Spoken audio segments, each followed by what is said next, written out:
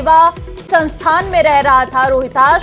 दिव्यांग और mentally retire का होम है मां सेवा संस्थान, जहां पर सुबह बेहोशी की हालत में बीटीके अस्पताल के इमरजेंसी में लाया गया। बीटीके अस्पताल में डॉक्टर ने रोहिताश को मृत घोषित किया। मृत घोषित करने के बाद बीटीके अस्पताल की मोर्चरी में शिफ्ट किया गया। 2 घंटे बाद शव का पोस्टमार्टम कर किया गया था सुपुत्र। अंतिम संस्कार पर ले जाने के दौरान जिंदा हुआ मृत रोहिताश। आनन फानन में रोहिताश को लाया गया बीटीके अस्पताल। बीटीके अस्पताल के आईसीयू में किया गया शिफ्ट। बीटीके अस्पताल प्रशासन पूरे मामले को लेकर चुप्पी साधा हुआ है। बीटीके अस्पताल में लगे सीसीटीवी कैमरों का बदला एंगल। सूचना के बाद तहसीलदार और बगड़ थाना अधिकारी अस्पताल पहुंचे हैं। तो बड़ी खबर ये इस वक्त निकलकर सामने आई है। जरा आप तस्वीरें देखिए जरा। ये वो मृत व्यक्ति जिसे रोहिताश नाम है जिसका, वो है। और फिलहाल बताया जा रहा है कि पोस्टमार्टम के बाद जब अंतिम संस्कार के लिए बॉडी को ले जाया गया, तभी अचानक से रोहिताश जिसकी ये बॉडी है वो जिंदा हो गया। उसके बाद तुरंत उसे अस्पताल लाया गया। जब वापस तुरंत अस्पताल लाया गया तो आप देख सकते हैं ग्लूकोज की बोतल उसे चढ़ाई गई और तुरंत बीटीके अस्पताल लाया गया। लेकिन ये बड़ा सवाल है कि जब व्यक्ति जिंदा था तो उसे मृत कैसे घोषित कर दिया गया और उसके बाद पोस्टमार्टम भी कर दिया गया। संवाददाता कृष्ण सिंह शेखावत इस वक्त फोनलाइन पे हमारे साथ हैं। कृष्ण, ये जो खबर सामने आई है जिसे सोच पाना समझ पाना भी लोगों के लिए मुश्किल है। एक व्यक्ति पहले जिसे मृत घोषित कर दिया गया, अचानक से वो जिंदा हो जाता है। फिलहाल बताइए उसकी हालत कैसी है? जी, इसी मामले को लेकर थोड़ी देर पहले जिला कलेक्टर रामावतार मीणा से हमारी बात हुई थी। जिला कलेक्टर रामावतार मीणा ने कहा है कि अभी उनके हलचल है और जो है स्थिति है वो नॉर्मल है और डॉक्टर्स की टीम है वो लगातार उन पर नजर बनाए हुए है। तो जिला कलेक्टर के मामला संज्ञान में आने के बाद उन्होंने पूरी तरीके से इस मामले को गंभीरता से लिया है। जो स्वास्थ्य निदेशक हैं उनको इस मामले से अवगत करवाया गया है। साथ ही जो संभागीय आयुक्त हैं उनको इस मामले से अवगत करवाया गया है। साथ ही एक विशेष कमेटी गठित की गई है जो झुंझुनू तहसीलदार है उनके नेतृत्व में इस पूरे मामले की जांच करेगी और क्या डॉक्टर्स की टीम का फेलियर रहा है या फिर ये कोई चमत्कार है, इसको लेकर पूरी तरीके से है वो कमेटी अपनी जांच करेगी और उसके बाद जो जांच है वो जिला कलेक्टर को सौंपेगी। जी, ये बीटीके अस्पताल के बारे में जरा बताइए कृष्ण, कैसा अस्पताल है? क्या कभी इससे पहले भी कोई फेलियर के मामले यहाँ से सामने आए हैं? जी, मैं आपको बता दूं कि झुंझुनू जिले का सबसे बड़ा ये राजकीय अस्पताल है और झुंझुनू जिले का सबसे बड़ा अस्पताल होने के चलते ही जो जिले के तमाम मरीज हैं वो उच्च स्तरीय इलाज के लिए यहाँ आते हैं और यहाँ से अगर जो बेहतर इलाज के लिए भेजना पड़ता है तो उनको जयपुर रेफर किया जाता है। बीडीके अस्पताल में इस तरह का मामला अभी तक संज्ञान में नहीं आया। बाकी एक जो निजी अस्पताल है उसमें एक मामला सामने आया था कि जो ईद बानो है उनका जो किडनी कांड हुआ था उसका मामला सामने आया था। बीडीके अस्पताल में इस तरह का पहले कोई मामला संज्ञान में नहीं आया। जी, जब बॉडी को बताया गया कि रोहिताश की डेथ हो चुकी है, किस कारण से डेथ हुई है, क्या इसको लेकर कोई कागजात सामने आए हैं? क्या वजह बताई गई थी मौत के पीछे की शुरुआत में? जी, इस पूरे मामले में जो कमेटी गठित की गई है वो इस पूरे मामले में जांच कर रही है कि किस डॉक्टर्स की अगुवाई में इस जो मृतक रोहिताश जिनको मृत घोषित किया गया था उनका पोस्टमार्टम किया गया था और क्या कुछ पोस्टमार्टम के दौरान उनके द्वारा रिपोर्ट बनाई गई थी, इसको लेकर जो कमेटी गठित की गई है वो कमेटी है वो जांच कर रही है। और मैं आपको बता दूं कि ये बगड़ का जो है विमंदित गृह है जहां से इनको बेहोशी की हालत में बीडीके अस्पताल की इमरजेंसी में लाया गया था और वहां पर डॉक्टर ने इनको मृत घोषित कर दिया था और इसके बाद उनको बीडीके अस्पताल की मोर्चरी में शिफ्ट करवाया गया था और मोर्चरी में शिफ्ट करने के बाद वहां जो डी फ्रीज है वहां पर करीब 2 घंटे तक इनका शव डी फ्रीज के अंदर रखा गया। इसके बाद जो पोस्टमार्टम किया गया, पोस्टमार्टम के बाद जो विमंदित गृह है उनके संचालक को इनका शव सौंपा गया था और अंतिम संस्कार के दौरान इनके जो शव है उसमें हलचल हुई थी। आनन फानन में इनको बीडीके अस्पताल में वापस लाया गया और बीडीके अस्पताल में आईसीयू में इनको शिफ्ट किया गया है जहां पर एक डॉक्टर्स की जो कमेटी है वो इनके इलाज में जुटी हुई है। जी, आप जो बता रहे हैं कृष्ण, उसे समझ पाना और उसे जान पाना सभी के लिए बहुत मुश्किल है, क्योंकि ऐसा कभी कोई पहला मामला सुनने को भी नहीं मिला है। चलिए, बॉडी को एक तरीके से मान लिया जाए कि मृत घोषित कर दिया डॉक्टर्स ने, लेकिन पोस्टमार्टम के बाद कैसे व्यक्ति जिंदा हो सकता है? क्योंकि अक्सर ये देखने को मिलता है पोस्टमार्टम पे पूरा जो शरीर होता है उसे जगह जगह से काट दिया जाता है, उसमें कोई हलचल कैसे उसके बाद हो सकती है? क्या कोई पोस्टमार्टम की रिपोर्ट तैयार की गई थी? डॉक्टर से किसी से आपकी कोई बात हो पाई, या फिर किसी परिवार वालों से जहां पर ये व्यक्ति रहता था, क्या उन लोगों ने कोई चेक किया था बॉडी को? क्योंकि पोस्टमार्टम के बाद बॉडी उन लोगों को सौंप दी गई होगी। इसी पूरे मामले को लेकर जो जांच कमेटी गठित की गई है वो जांच कर रही है, और हमारे सूत्रों से जानकारी सामने आई है कि जो एमआर होम था उनके संचालक की ओर से ठीक है, नॉर्मल आपके पास, आप बने रहिए।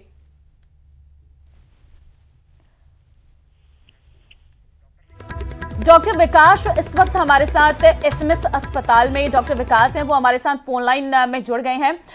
डॉक्टर विकास, धन्यवाद अपना समय देने के लिए। डॉक्टर विकास, एक ऐसा मामला सामने आया है जिसे समझ पाना, जान पाना हमारे लिए बहुत मुश्किल हो रहा है। एक व्यक्ति जिसका पोस्टमार्टम कर दिया गया, जिसका अंतिम संस्कार करने के लिए बॉडी को ले जाया जा रहा था, और तभी बॉडी में हलचल हो गई। क्या ऐसा होता है? ऐसा, जैसे मेडिकल साइंस में एक सस्पेंडेड एनिमेशन बोलते हैं, उसी के अंदर क्या बॉडी का टेम्परेचर काफी डाउन हो जाता है, तो फिर बॉडी को सीपीआर वगैरह में कई बार रिवाइव कर सकते हैं। उस बहुत ही रेयर कंडीशंस में होता है ऐसा, उसमें हो सकता है। जैसे ड्राउनिंग में हो जाता है, जैसे डूब के मरता आदमी, या इलेक्ट्रिक शॉक लगता है, या काफी ठंड में हो या शॉक में हो, उस कंडीशन में हो सकता है ये। बाकी तो देखो जांच के पर ज्यादा पता लगेगा उसमें सारा कुछ। लेकिन जरा डॉक्टर विकास इस पूरे मामले को एक्सप्लेन करिए। देखिए, मामला अगर आपने नहीं जाना, मैं आपको बता देती हूँ। बेहोश हुआ था व्यक्ति, बेहोश होने के बाद अस्पताल लेकर आया, अस्पताल में डॉक्टर्स ने चेक किया उसे, और उसके बाद कहा कि इसकी तो मौत हो गई है। जिसके बाद बॉडी को डीप फ्रिज में रखा गया 2 घंटे, ये भी बताया जा रहा है। उसके बाद पोस्टमार्टम किया गया, पोस्टमार्टम के बाद बॉडी परिजनों को दे दी गई।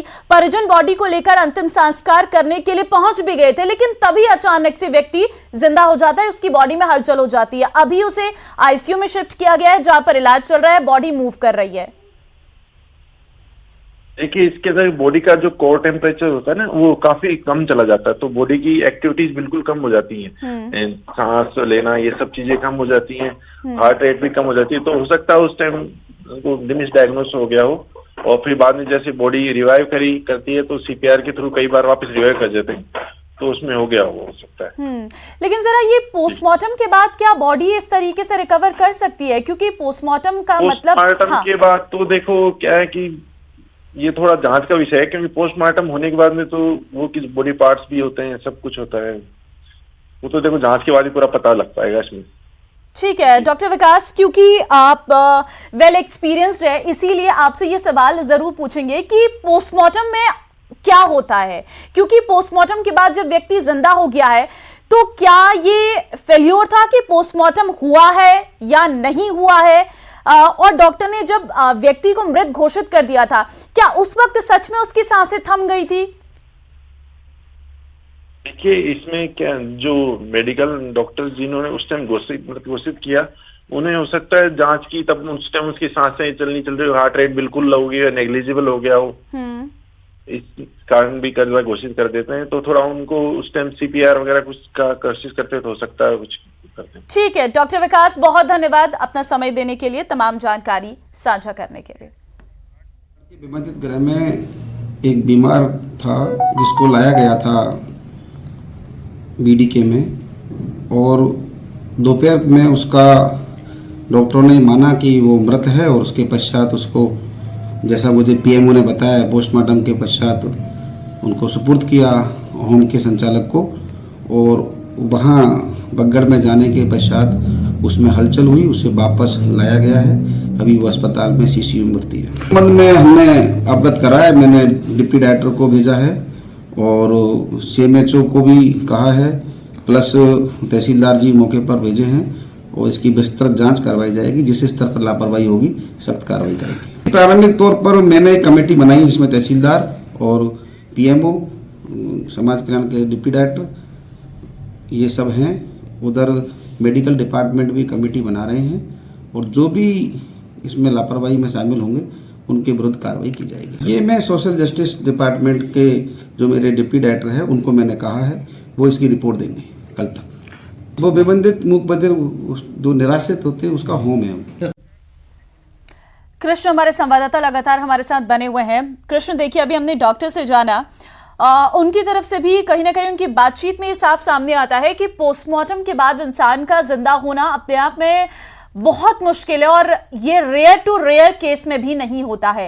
इससे साफ जाहिर होता है कि पोस्टमार्टम के वक्त या तो बॉडी को अच्छे से बॉडी का पोस्टमार्टम नहीं किया गया और बस कागजाती तौर पर उस बॉडी का पोस्टमार्टम दिखा दिया गया।